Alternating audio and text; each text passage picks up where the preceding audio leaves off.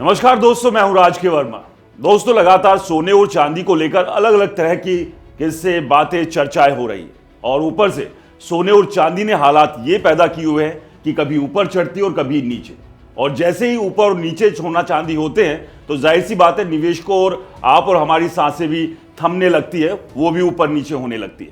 लेकिन इस सब के बीच एक खबर लगातार सोशल मीडिया पर वायरल हो रही है और इस खबर में दावा किया जा रहा है कि चीन ने चालाकी से अपनी लैब के भीतर ही नकली सोना बना लिया। और अगर चीन ने ऐसा कर दिया है तो इसका असली सोने पर क्या असर पड़ेगा, और क्या सोने के दाम गिर जाएंगे, और क्या कुछ इस सब से होगा, और क्या सही में चीन ने लैब में नकली सोना बना लिया है।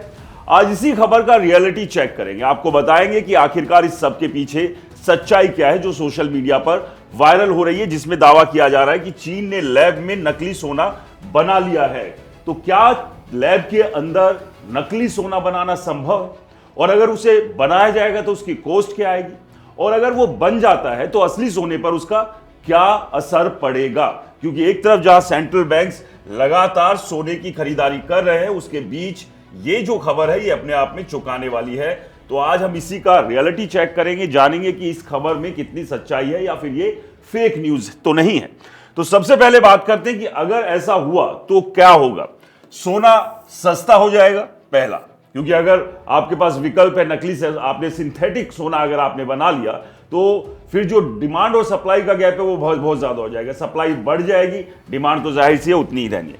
गहनों की वैल्यू गिर जाएगी, सेंट्रल बैंकों के रिजर्व बेकार हो जाएंगे। जो अलग अलग देश के सेंट्रल बैंक्स लगातार सोना खरीद रहे हैं, भंडार भर रहे हैं, अब सिंथेटिक अगर सोना बनने लगेगा तो वो वहां पर पड़ा हुआ सोना बेकार हो जाएगा और करोड़ों निवेशकों का पैसा खतरे में पड़ जाएगा। यानी कि जो हमने थोड़ा थोड़ा करके सोना इकट्ठा किया है, यानी हमारा वो सोना तो बेकार हो जाएगा। अगर ऐसा हुआ तो ये स्थिति बन सकती है। लेकिन सबसे बड़ी बात यही है, वो सवाल जो मैंने शुरुआत में भी जिसका जिक्र किया, क्या ऐसा संभव है?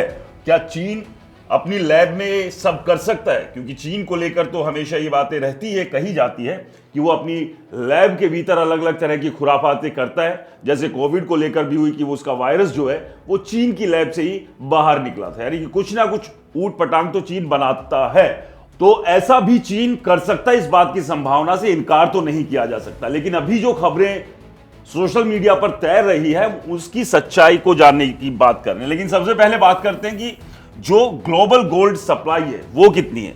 वो है 2,08,874 टन। वर्ल्ड गोल्ड काउंसिल के रिपोर्ट के मुताबिक जो टोटल गोल्ड है पूरे विश्व भर में वो 2,08,874 टन गोल्ड है। और इसके डिस्ट्रीब्यूशन की बात करें तो ज्वेलरी में 46% है, इन्वेस्टमेंट में 22%, सेंट्रल बैंक्स के पास, जो अलग अलग देश के सेंट्रल बैंक्स जैसे अपने यहाँ आरबीआई है उनके पास 17% है, और इंडस्ट्री में 15% है। तो कुल मिलाकर 2 लाख टन का जो टोटल रिजर्व है गोल्ड का, और वो इस तरह से डिस्ट्रीब्यूट है अलग अलग जगहों पर। अब बात करते हैं कि जो सेंट्रल बैंक्स हैं उनके पास गोल्ड का रिजर्व कितना है। इसमें से यूएस के पास है 8,133 टन, जर्मनी के पास है 3,351 टन, इटली के पास 2,452 टन, फ्रांस के पास 2,437 टन, रशिया के पास 2,336 टन, चाइना के पास 2,235 टन, और भारत के पास है 822 टन। अब अगर चाइना इसमें जो नकली यानी सिंथेटिक गोल्ड की बात हो रही है उसको मिला लेगा तो कितना सारा वो भंडार कर लेगा। तो अब सवाल यह है कि अगर सिंथेटिक गोल्ड सस्ता होता तो सेंट्रल बैंक उसे क्यों खरीदते, असली गोल्ड को सभी देश क्यों खरीद रहे? तो वो शक पैदा करता है। तो ये टोटल रिजर्व है अलग अलग देश के सेंट्रल बैंक्स के, और इस सब के बीच साइंस रियलिटी क्या है? Can gold be created? क्या सच में गोल्ड को बनाया जा सकता है? अब आते हैं उसी अहम सवाल के ऊपर। यह एक साइंटिफिक फॉर्मूला है, और क्या उस फॉर्मूले से सोने को तैयार किया जा सकता है? क्योंकि खदानों से निकलने वाला ये सोना वहां पर बनता है, सालों लाखों साल पड़े रहने के बाद जो केमिकल रिएक्शंस होते हैं उसके बाद ये सोना बनता है। तो गोल्ड का जो एटॉमिक नंबर है वो है 79, यानी कि ये नंबर जो है वो एटॉमिक नंबर है। प्रोटॉन तय करते हैं कि किसी तत्व में कितने प्रोटॉन हैं, उसके बाद ही वो सोना, चांदी, मरकरी या सिल्वर का एक रूप लेता है। तो जो एटॉमिक नंबर है वो है 79। अब मरकरी की बात करते हैं, मरकरी का है 80, यानी कि अगर मरकरी के 80 में से एक प्रोटॉन को रिमूव कर दे, यानी कि एक प्रोटॉन यहां से अगर मरकरी में से निकाल दिया जाए तो वो बन जाएगा गोल्ड। यानी कि 79 एटॉमिक होने से, यानी 79 प्रोटॉन जिसके भी होंगे वो ऑटोमेटिकली गोल्ड होगा, यानी वो गोल्ड ही कहलाएगा। और मरकरी में से अगर एक प्रोटॉन को निकाल दिया जाए तो वो गोल्ड बन सकता है।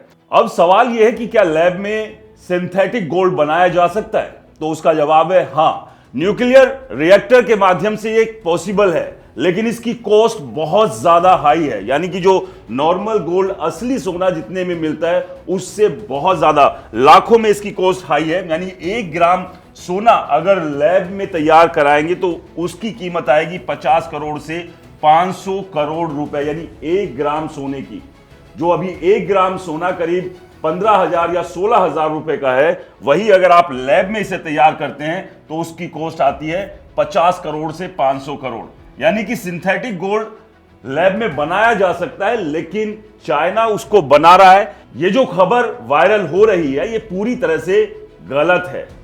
हो सकता है कि कुछ एक्सपेरिमेंट चाइना कर रहा होगा, लेकिन जिस तरह से जो कॉस्ट की बात की जाए, वो 1 ग्राम सोने की अगर लैब में तैयार होता है तो वो 50 करोड़ से 500 करोड़ रुपए तक की हो सकती है।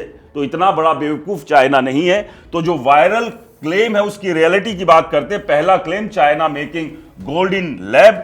रियलिटी, नो ऑफिशियल प्रूफ, कोई ऑफिशियल आधिकारिक कोई प्रूफ नहीं है और इस बात की संभावना फिलहाल तो 0 दिख रही है। Claim number 2, gold will be become a worthless. क्या सोना जो है 0 हो सकता है? तो रियलिटी है, प्राइस हमेशा इसके हाई ही रहेंगे, सोना कभी भी 0 नहीं होगा।